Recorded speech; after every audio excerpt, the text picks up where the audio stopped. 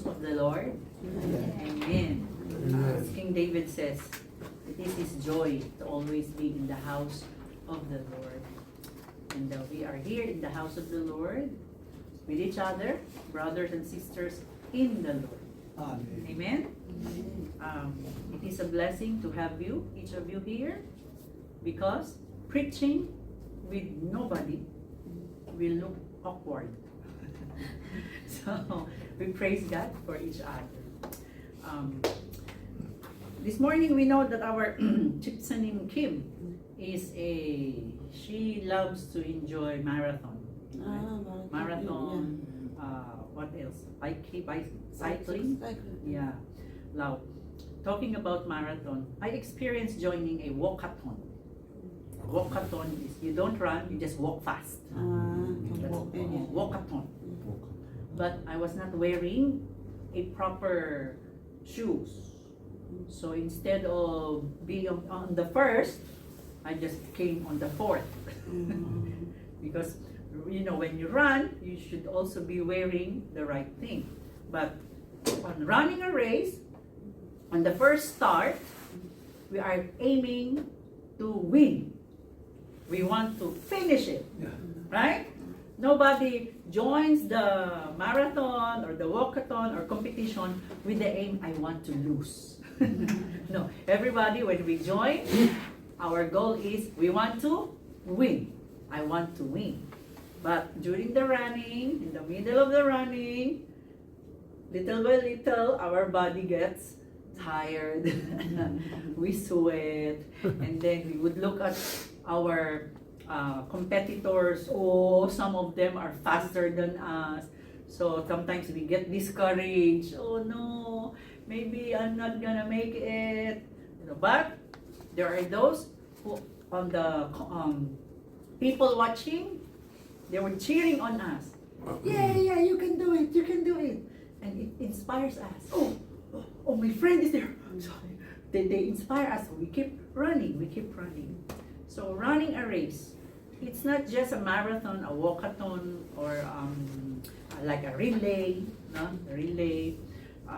But in our life here on earth, is like a race. It's like a race. And it should be that our goal is to finish well.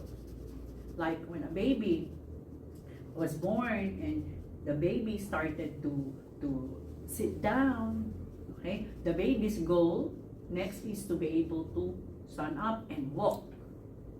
And then the baby would learn to walk, by holding on the chairs or tables. But then that baby's goal, he wants to walk by himself. So we have each our own goals. So this morning, the Lord showed me about Esther, and I entitled our study, Finishing Well. Finishing Well. So there are some principles about finishing well from the story of Esther that I want us to learn this morning. And I just hope and pray that it will encourage us. It will remind us. It will inspire us to keep running. Before we keep on in our study, shall we pray first?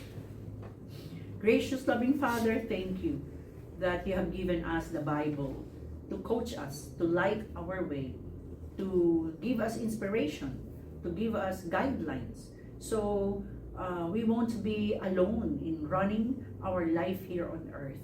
Thank you also for the Holy Spirit who keeps on reminding us, teaching us, and showing us new things and truth, and giving us the knowledge of God. Thank you for opening our eyes, our spiritual eyes and mind and heart, so we would be able to get what you want us to understand. Lord, I humbly ask this morning, please just anoint the lips of your servant and just make it an instrument of you, that I would be able to preach the word. And I pray that you will also enable my Korean brothers and sisters, and even those who will watch the YouTube, the sermon in YouTube, that you would also bless them, bless us, inspire us, teach us, encourage us, so that we will keep on growing, maturing, in our walk with Jesus. God, I commit to you this time. Lead us, Holy Spirit, into all truth. Thank you, God. This is my prayer in Jesus' name. Amen. Queen Esther's life was not different from our lives today. Both her life and our lives are filled with challenges. Challenges. Like the marathon, it has challenges. Usually, the one of the difficult area is the turning, the curve. When it's turning, it's a little challenging. Maybe even when you're doing the cycling, when it's going up, it's difficult. You have to put more force or effort. In our life, it's not always a very good Sunday where you can just sit down and enjoy the boiled egg of chips salimbyong and drink coffee. Life is not always Sundays. There are Mondays, Tuesdays, Wednesdays, Thursdays, and all the challenges. But God is calling us that our goal is that we would be able to finish well. Just like Queen Esther. I want to show you certain principles. If you have read the whole book of Esther, for me, I think it took me just, 30 minutes to read the book of Queen Esther. It's only 10 chapters, so maybe because I read fast. It's a wonderful story. The book of Esther is the only book in the Bible where the word God is not mentioned. If you will read it, God was not mentioned. However, the life of Queen Esther is teaching us big lessons about God, about running our life, and what God can do to us. Now, let us read first these key verses that I took from the book of Esther, chapter 4, verses 12 to 17. Shall we read? And they told Mordecai what Esther had said. Then Mordecai told them to reply to Esther, "Do not think to yourself that in the king's palace you will escape any more than all the other Jews. For if you keep silent at this time, relief and deliverance will rise for the Jews from another place, but you and your father's house will perish. And who knows whether you have not come to the kingdom for such a time as this." Then Esther told them to reply to Mordecai. Verse 16, "Go, gather all the Jews to be found in Susa, and hold a fast on my behalf, and do not eat or drink for 3 days, night or day. I and my young women will also fast as you do. Then I will go to the king, though it is against the law, and if I perish, I perish." 17, Mordecai then went away and did everything as Esther had ordered him. Okay, as we go through the topics or the points, we would be able to understand, to study the whole life story of Queen Esther. Now, this focus this morning is finishing well. I want to show you 3 principles to finish well. Okay, the first one, we have to remember that next, you are not running alone. You and me, we are not running alone. In your life, you are not running alone. Okay? To start with, Esther, his original name or his Hebrew name was Hadassah. Okay, Hadassah. And Esther was an orphan. Orphan means no more father, no more mother. Her parents died. Maybe during the because at this time, Esther and his cousin Mordecai, They were in Susa. By the way, why are we, studying the book of Esther is very timely, because this week, March, from Monday until yesterday, Israel is celebrating the festival of Purim. Okay, festival of Purim. Now, the festival of Purim it started in the book of Esther. So, we would later find how or why. Okay, now, again, Esther was an orphan. Okay, so they were taken captive. And they were in Persia. Now, Persia, they said, according to studies, is Iran. So, we are on a timely study on what's happening in the Middle East. Okay? Iran. So, they were captive of Babylon. They were brought there. Okay? Now, the modern day Iran. Okay? But at that time, Persia. And on the citadel, or in the area or city of Susa. In some Bible, you could read Shusha. Okay, Susa. Or maybe like in South Korea, in Seoul, Bucheon, in that area, Incheon, so related. Now, because she has no more mother or father, maybe the parents died during the war. Her cousin, Mordecai, took him, adopted her, okay, as her own. We can see that in chapter 2 of Esther, verses 5 to 7. Now, there was a Jew in Susa, the citadel, whose name was Mordecai, the son of Jair, son of Shimei, son of Kish, a Benjamin, who had been carried away from Jerusalem among the captives, carried away with Jeconiah, king of Judah, whom Nebuchadnezzar, king of Babylon, had carried away. He was bringing up Hadassah, that is Esther, the daughter of his uncle, for she had neither father nor mother. The young woman had a beautiful figure and was lovely to look at. And when her father and mother died, Mordecai, her cousin, took her as his own daughter. Okay? So you see, even if Esther was an orphan, no more father, no more mother, Mordecai was there. God sent. So that Esther would still have her family. And aside from Mordecai, okay, a very good cousin who adopted her, okay, Esther was also given helpers. Okay, if you would read verse 9, next slide. Okay, Haggai was very impressed with Esther and treated her kindly. He quickly ordered a special menu for her and provided her with beauty treatments.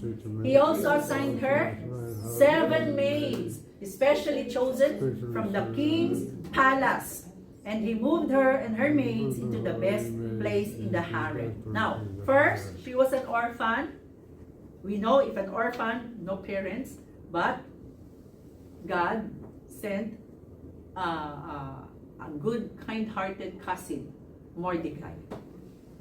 So she was never alone. She had a cousin. And then, when she was selected to join the beauty pageant, I call it beauty pageant. The Filipinos, we love beauty pageants. We have so many beauty pageants in the Philippines. But the famous one, maybe you know it, Miss Universe. Miss Universe, Miss World, Miss Earth, Miss Supernatural. So many. So Esther was selected to join. But this beauty pageant was not for any trophy, but to be crowned the next queen.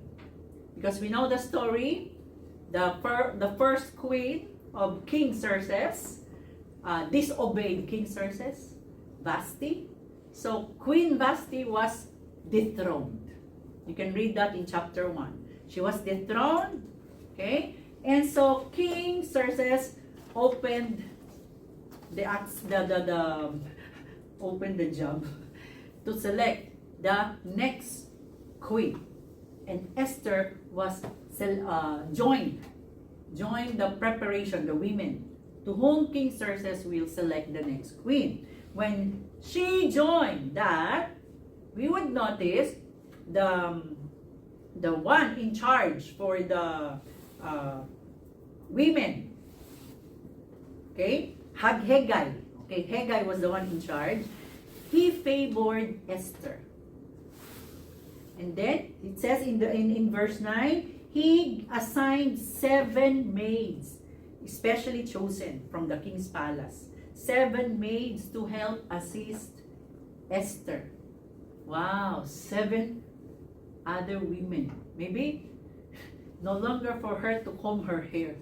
She will just sit down, and there will be somebody to comb her hair, to put, makeup.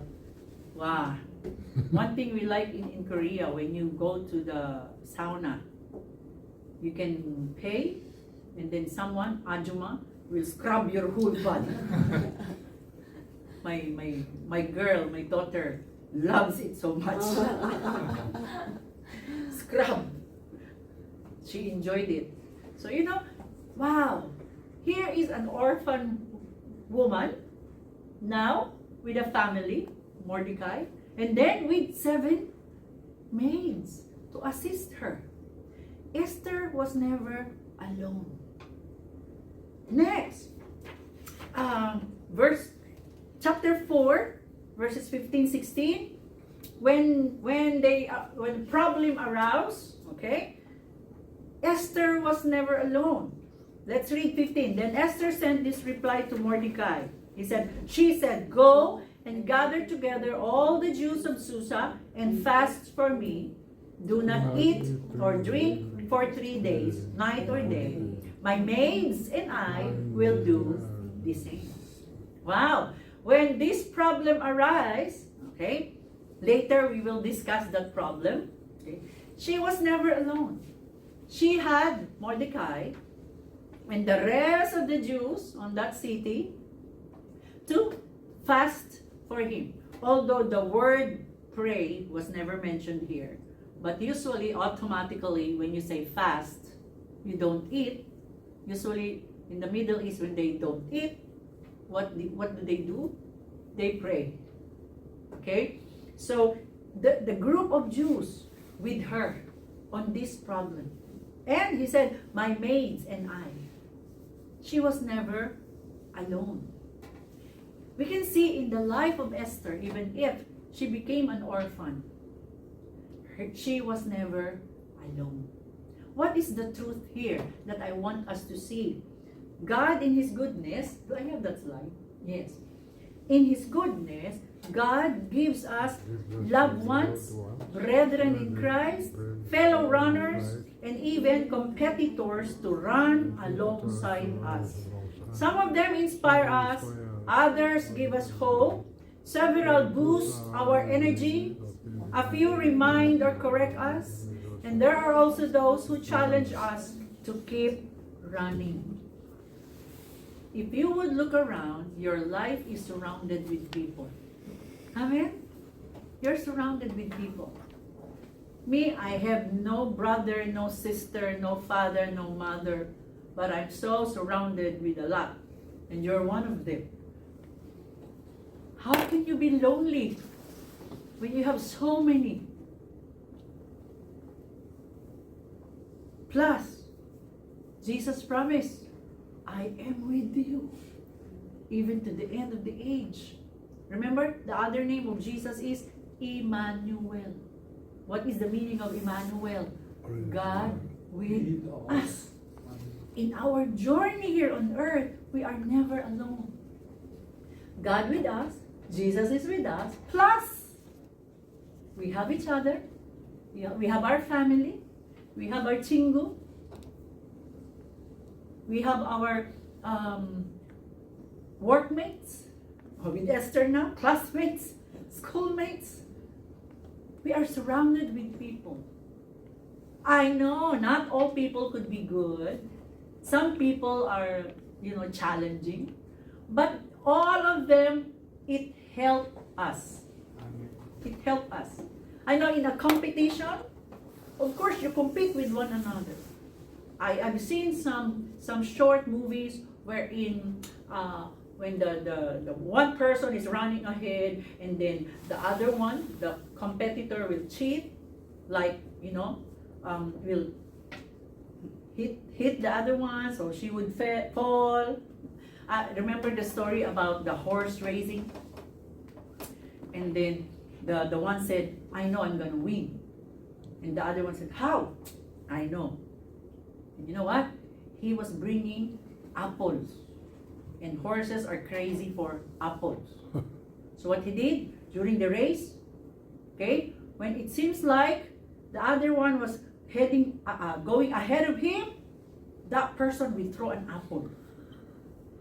And the horse would see the apple and the horse will stop and get the apple. So he would go first.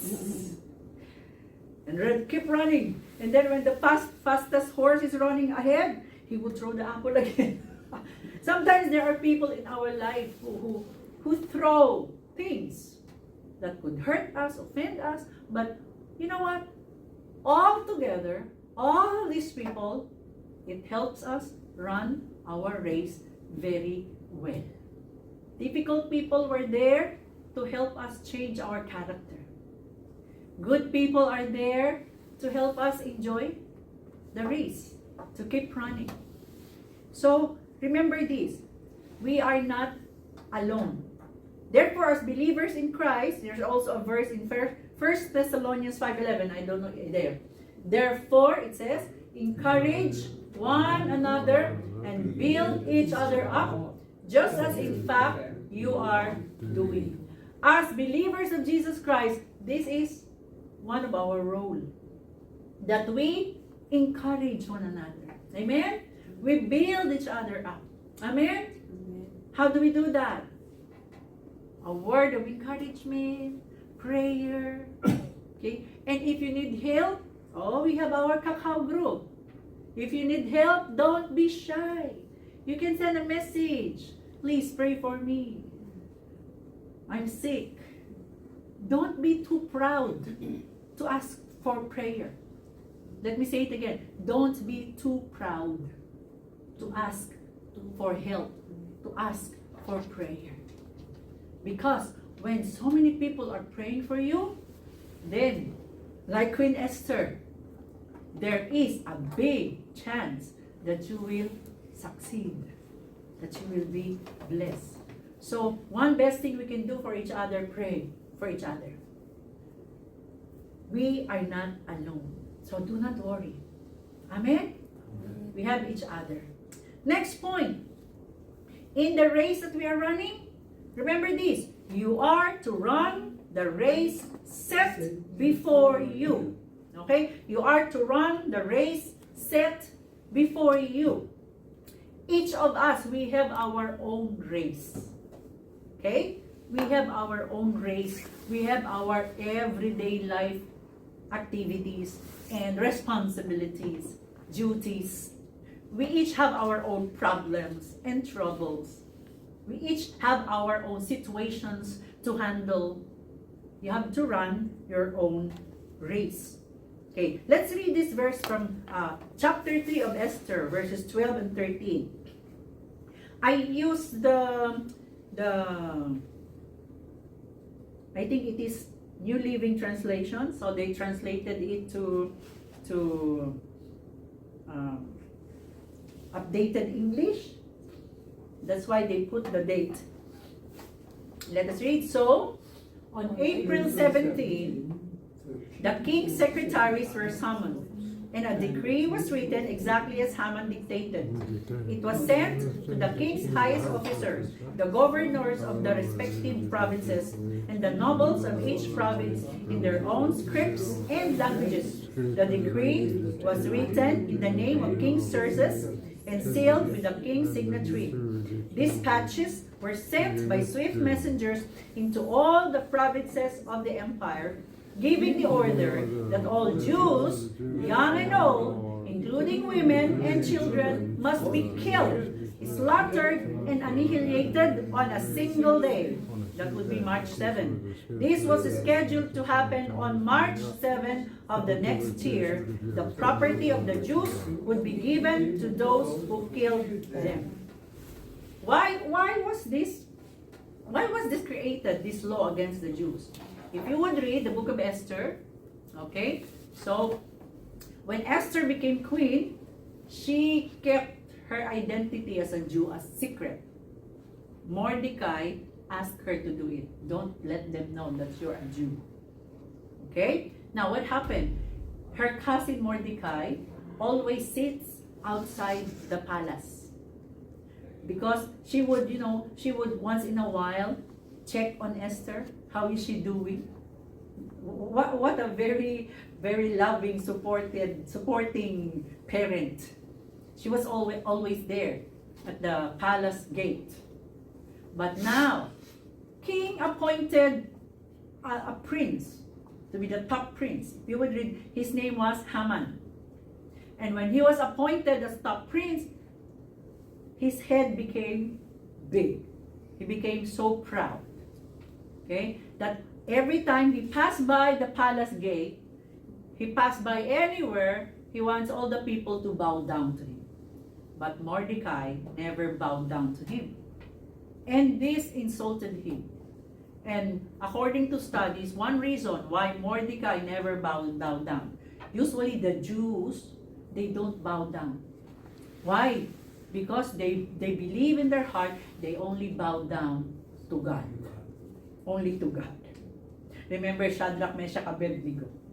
They did not bow down and they were thrown to fire.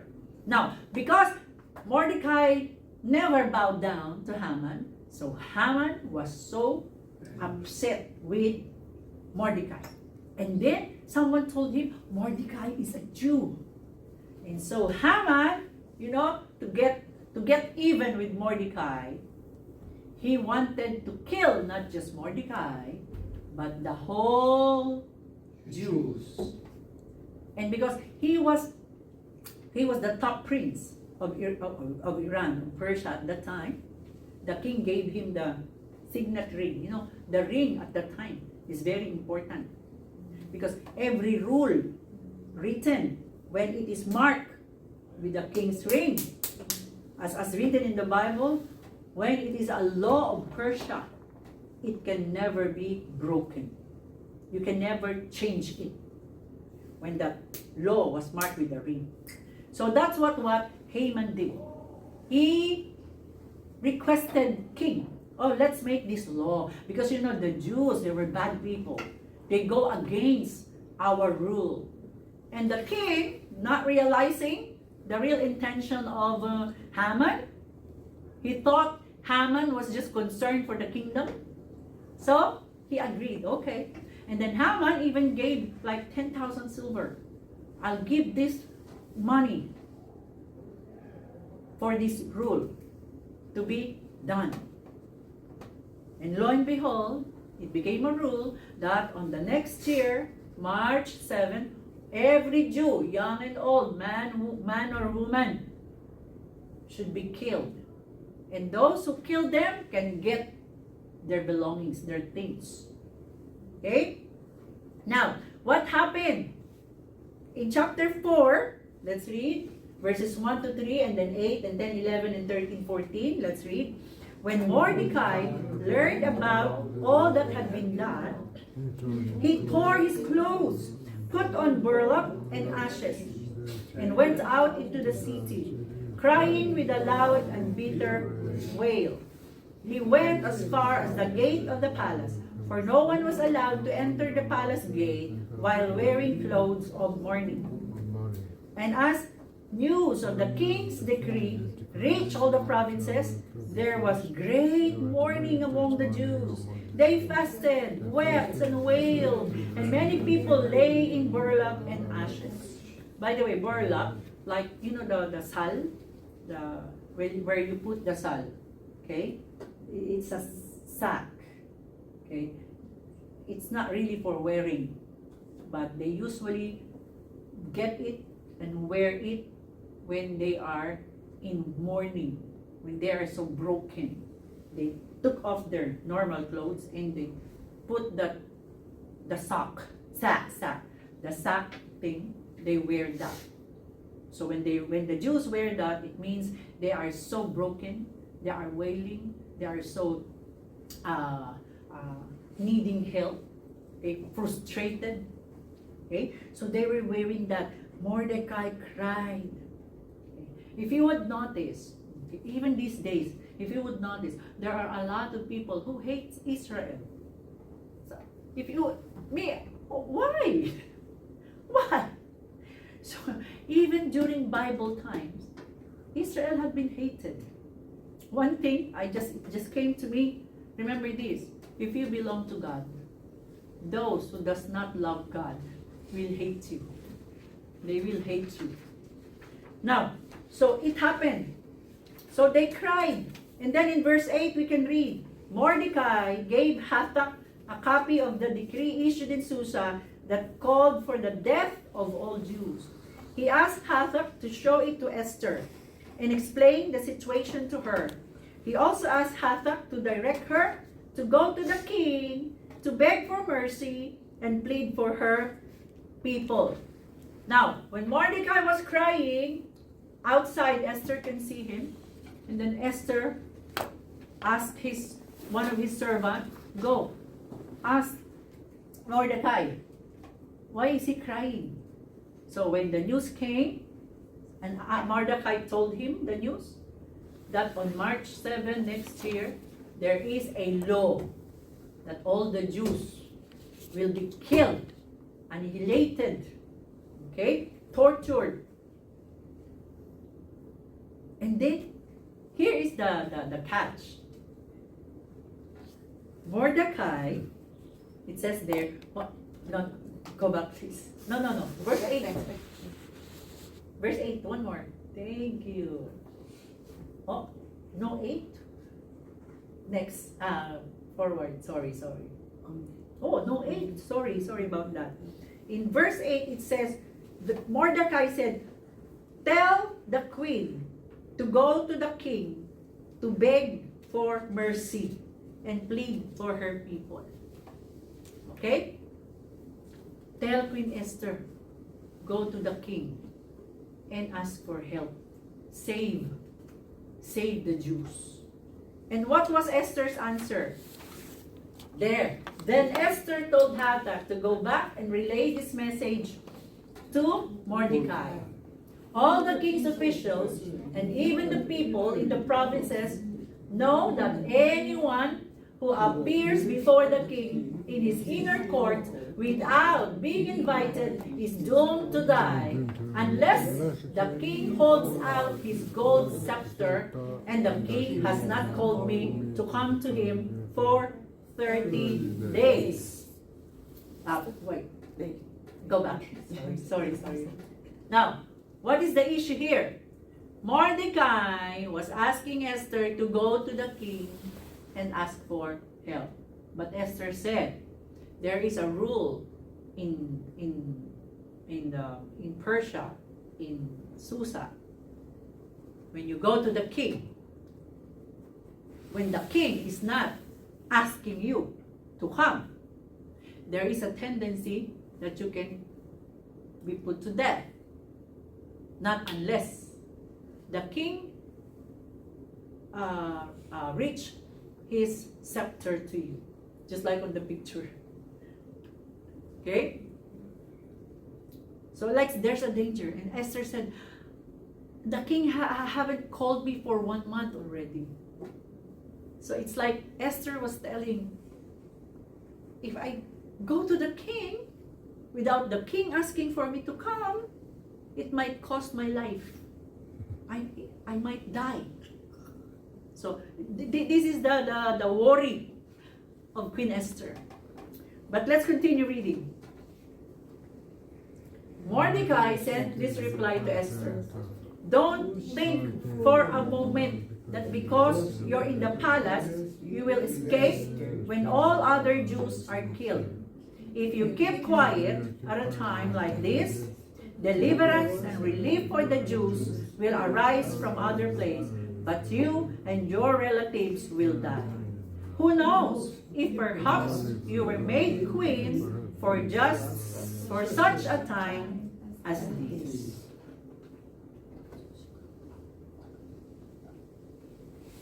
What is our next slide? Okay, just stay there. So, Esther was telling, it's dangerous to go to the king because the king is not calling me to come. So it's like Mordecai was telling Queen Esther, don't play safe. Maybe in another word, don't feel comfortable being the queen. Even if you don't save us, even if you don't do your best to save us, your people, God will send someone else. And you could be in trouble. So like, in our life, there will be moments that we feel comfortable. It's like you don't want to try anymore. I'll just do it this way. You don't want to accept challenges anymore. Because you feel you're enjoying the comfort. But there will be moments that we have to go against our comfort zone. We have to go beyond. We have to strive. We have to exert much effort, much faith, and try harder. In running, if you get tired, and if you think, oh, I'm already tired, I'll just jog here. You won't be able to finish. So even if you're tired in running, you keep on running, right? There were stories like runners, they broke their ankle, and it was really impossible for them to run, but they kept on running. Even, pulling their one leg, they tried just to reach the finish line. There will be times in our life that our running will not be easy. But here, the call is, don't feel comfortable. Keep running, even if there are challenges. And when there are challenges, remember, you just have to run your own challenge. You have to run your own race. And here is the position. Esther now became queen. Mordecai said, who knows? Maybe God made you queen, or you became queen because God knows that one day this Haman will try to kill all the Jews. And God put you there so you will be a helper. You will help save the Jews. What is a queen, by the way? Queen is one of the highest position, right? Remember, you are the wife of the king. So you are like king yourself. You have the influence. You can influence the king. You have power in your words because you're queen. So, don't you think? I do believe Mordecai was right when he told God put you there for this purpose. Like Queen Esther, who was placed in a royal position before Haman, the enemy of the Jews, plotted evil against the people. We must understand that God positions his people for a purpose. It was not an accident that Esther became queen. In the same way, it is not a mistake that you are where you are right now. It's not a mistake that the Chipsanim Toy is doing his service on that school. It's not a mistake. It's not a mistake that Esther has enrolled in the university.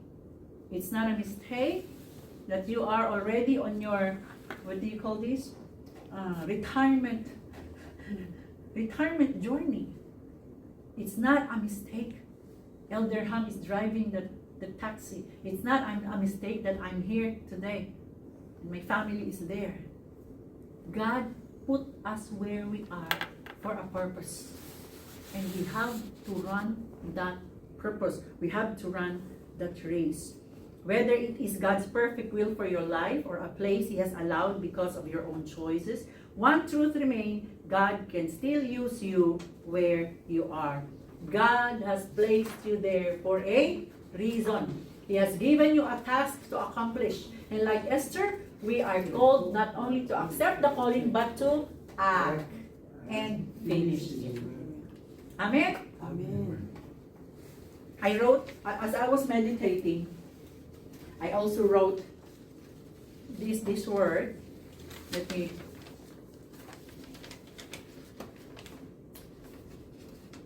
Don't keep on trying to finish another one's race.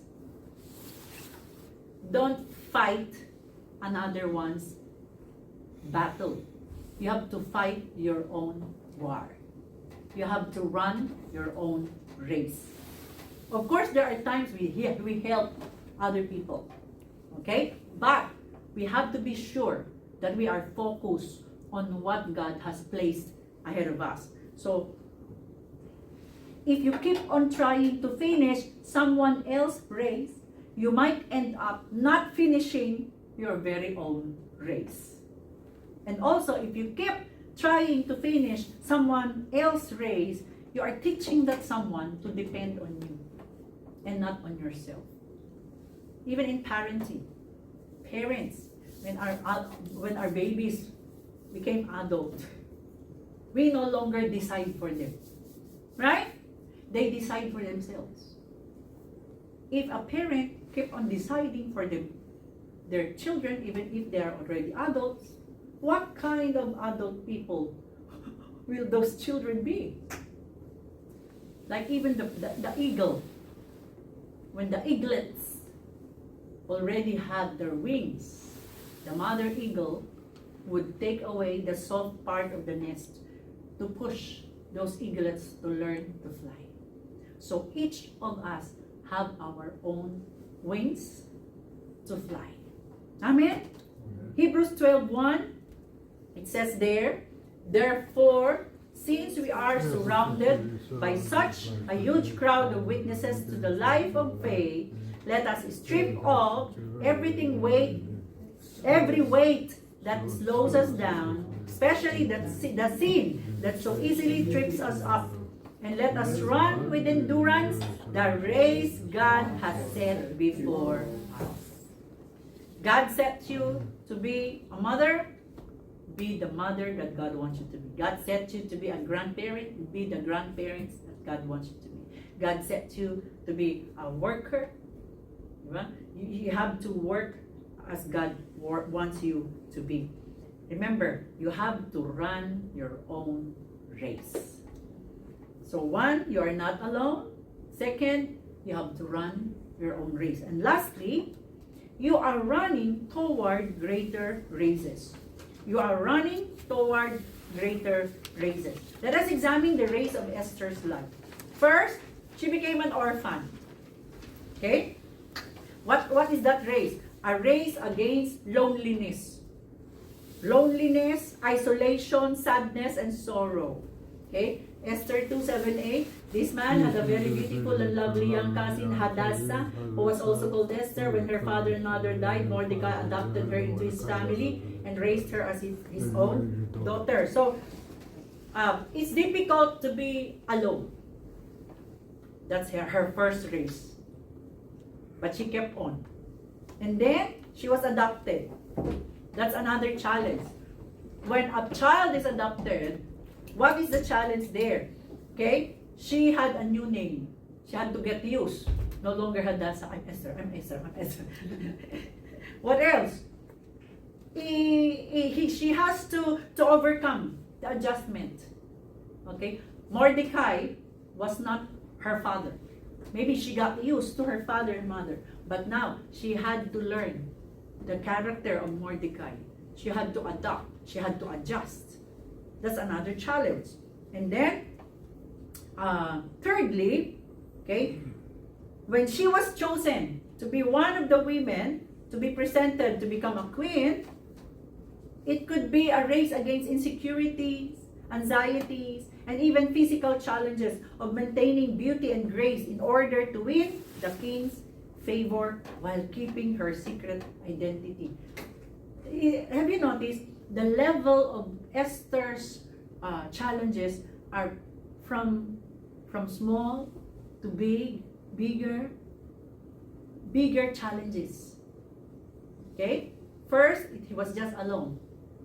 And then, now she had her family. And then, now she's involved in a competition.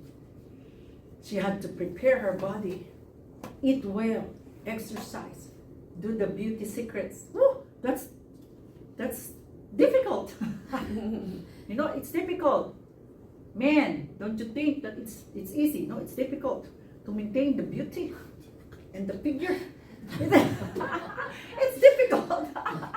Sometimes you have to refuse food. No, I don't, because my tummy. So it's difficult. But then she became king's choice to be the queen. She got promoted. And listen to this.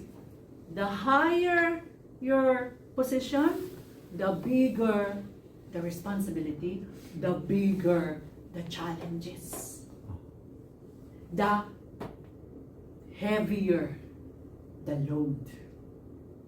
It's not easy to be queen.